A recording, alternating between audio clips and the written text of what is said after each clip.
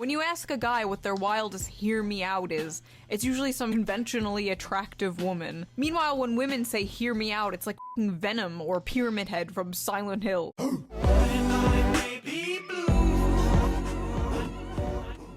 I live stream on my other YouTube channel and on Twitch. Those links are down below.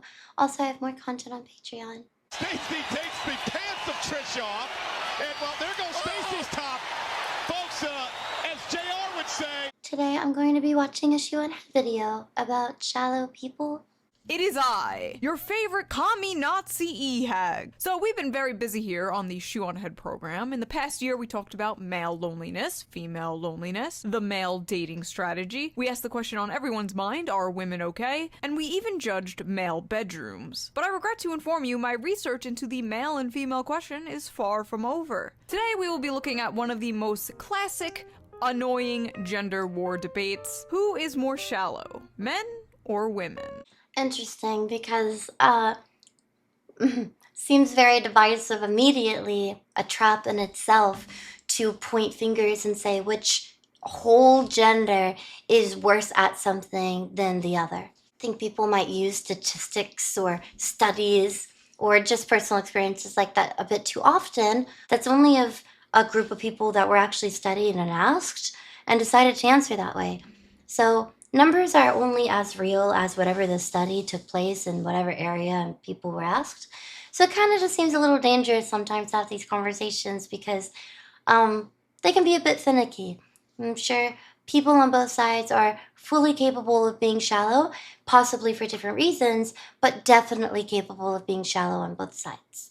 Despite popular belief, men and women are very different beings. For example, men eat cheeseburgers and women eat salad. Men play video games and women pick flowers. Men poop and women cry. No, but seriously, we do have differences, and they're especially prevalent when choosing a mate. Women will typically look for strong, tall, protective men who can provide for them, while men typically look for, I don't know, big booby.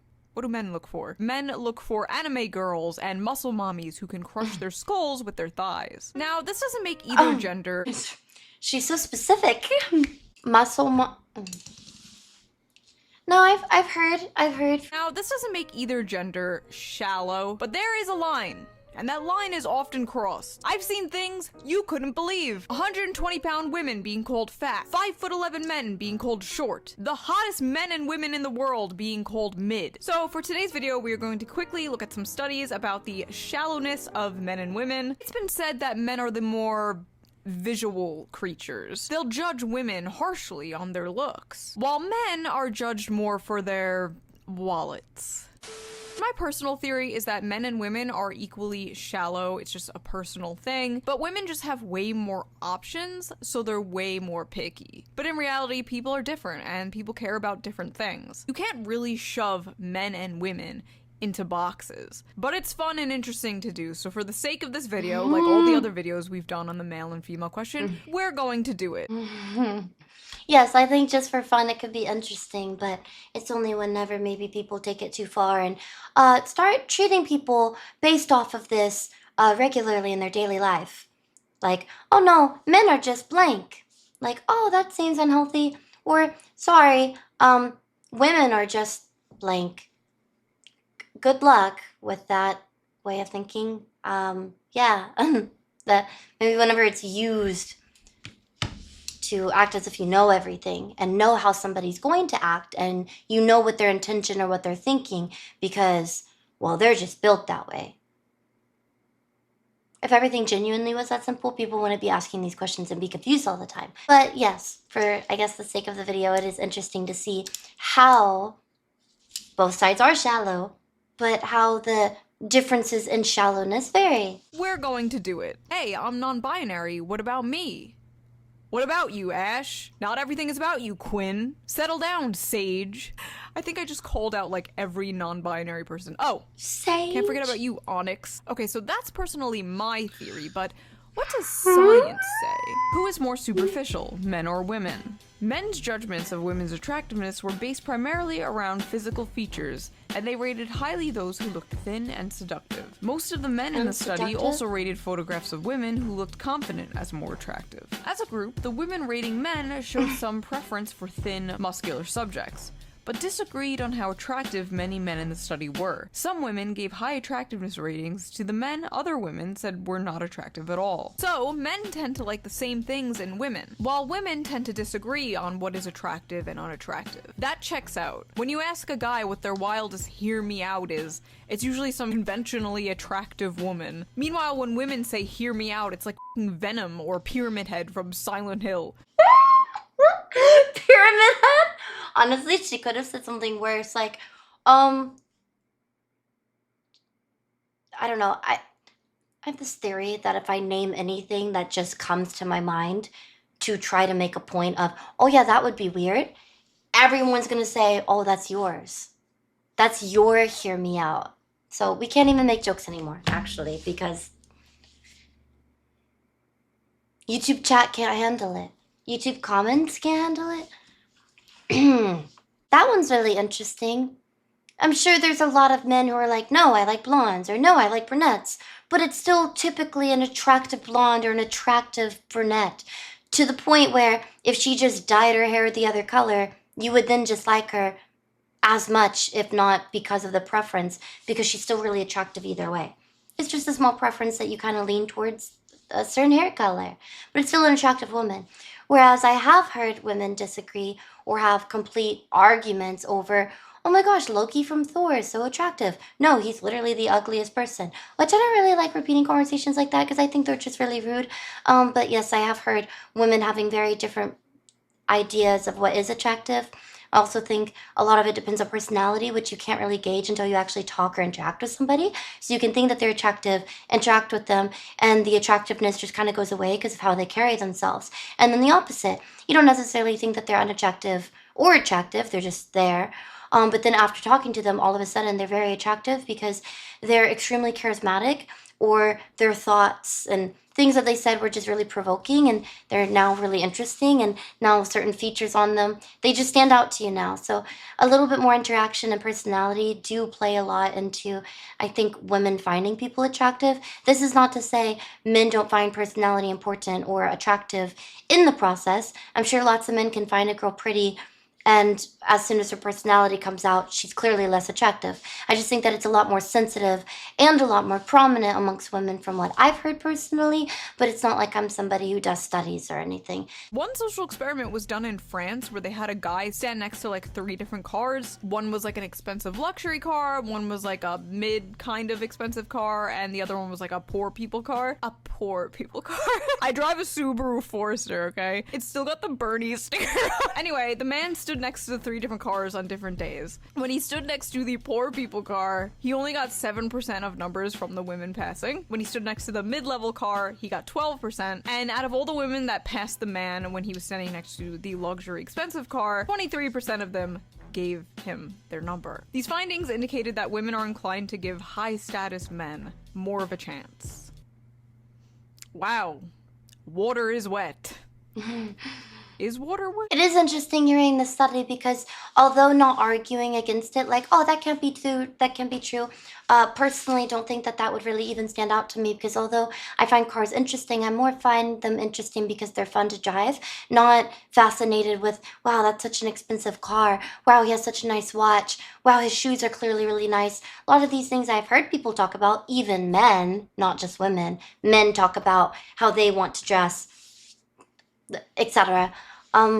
But yeah, I don't think that it would all of a sudden give confidence or make a huge difference to me personally. Not excusing it or acting like it's innocent, but also not demonizing it, considering women have different interactions than men have, which is they're typically the ones who are approached. So if you're being approached by 5 men a day, the one that might stand out to you as pros and cons, a pro would be the man who seems like he could offer more to you. Probably. But again, this isn't how all women operate. I mean, I believe that if 5 men approached me, the one that might stand out the most would be the one who's just like nice or maybe is funny. Like if you make an impression. Because your nice car doesn't mean anything. Guys can have nice cars and not spend any money on you. And a guy could not be doing very well, but try to give you the world. That leaves way more of an impression than someone who makes a lot of money. Typically, if you make a lot of money, maybe that comes with certain things, but definitely think that people who make less are fully capable of giving more in a lot of different ways than somebody who makes more money.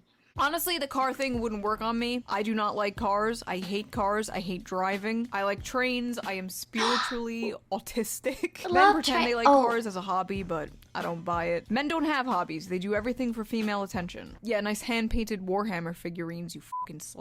Alright, what else does science... hide your figurines. It's not me saying I love trains. What does she mean autistic?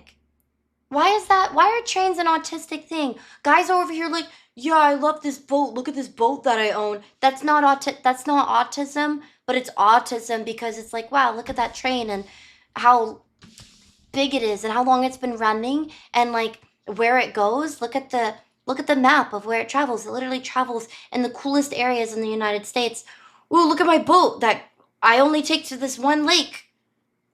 Like, why are boats, that's a normal rich guy thing to like, status symbol. Oh my gosh, he has a yacht. Oh my gosh, he has 12 yachts. But you like trains, you're autistic. Planes, are they in the middle? Because I don't think that they're as common for people to be like, hey, look at my plane. I've met one person who owns a plane. Shockingly, they weren't as expensive as I thought. I just thought that you had to be super, super rich. But no, it was a plane that was cheaper than a lot of boats, and a lot of guys seem to have boats or want boats. Alright, what else does science say?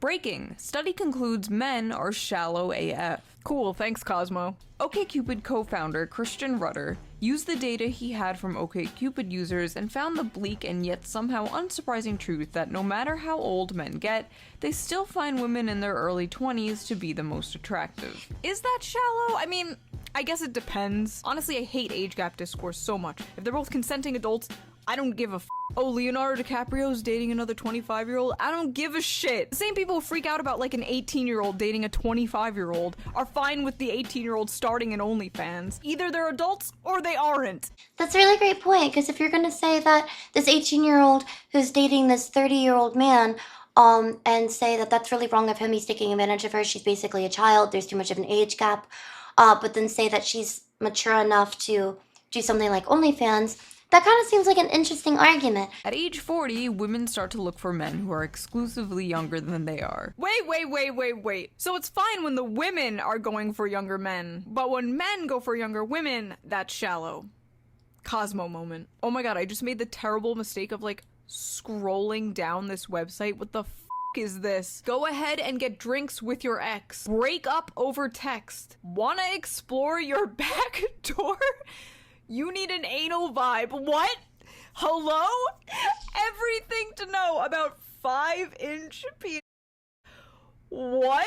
I'm so tempted to click that one because what is there to know? Interesting. Wow, really seems like they spend their time looking into very important ones. I don't know how to respond to that. Seen the graph somewhere, but it's men and what they find attractive, and it's men who are 22, 23, all the way up to 30s, all the way up to 40s, and yeah, they all kind of gravitate to 22, 23-year-olds. That's basically it, like it's in that margin. Some of them probably say 18, but it basically doesn't regularly go over 24-year-olds, whereas on the women's side, the graph actually does grow with their age, I think until 40, and then it's numbers like men who are in their 30s, or some women will even say men in their 20s. But for the most part, 22-year-olds, maybe some older men, but like average will say guys basically my age. So the graph with women grows with them. The reason why that might seem a little bit more productive and less shallow is because people age that way naturally. So if a woman is 20 and she finds men her age attractive, then as she ages, she's quite literally going to find a man that she picks at 20 attractive every year that he ages. So it's just something that works out for the benefit of a man that she finds. Maybe until she turns basically into her 40s, where both parties look or find younger people than their partner more attractive. It just seems like it's something that don't necessarily have to demonize men for, but it's kind of working against a grain working against the grain a bit more as a woman, because a woman's the one who holds a child, so her body changes drastically as she gets older, depending on certain life choices she makes with a partner. And if men are stuck in that finding young 20-year-olds attractive, then it doesn't really work out with the idea of finding your partner attractive as you age with her.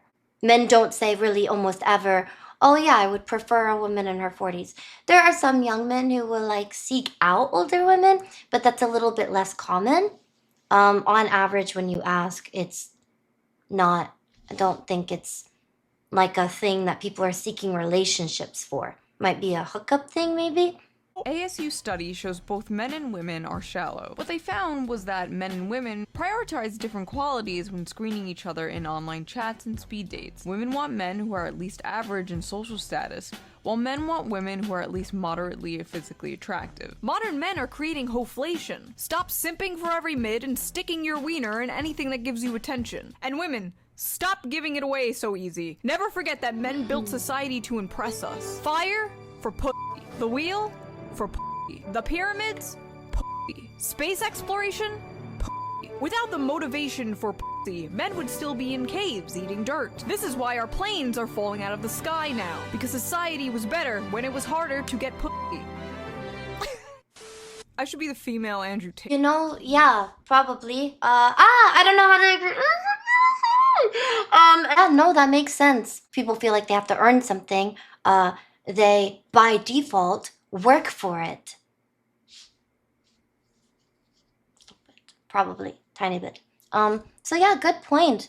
Whenever you could just sit back and pay $5.99 a month for her to chat you and send you pictures. Those might be her pictures, but she's not talking to you, probably. Anyways, yes, very interesting video. If you haven't already, make sure you check out ShoeOnHead's channel, because that's actually where the video comes from. Like her thoughts, her points of views. Like to watch more of her videos. Seems like she says things in a very humorous way and hits her point pretty clear and concise, but does it humorously. So I find her entertaining, and yeah, hope you enjoyed the video. Again, go check out our channel, and if you haven't already, like and subscribe to mine. I really appreciate you all being here, and sorry the channel's up and dry lately. Don't know what I'm doing with the content, so thank you for sticking around. See you next time.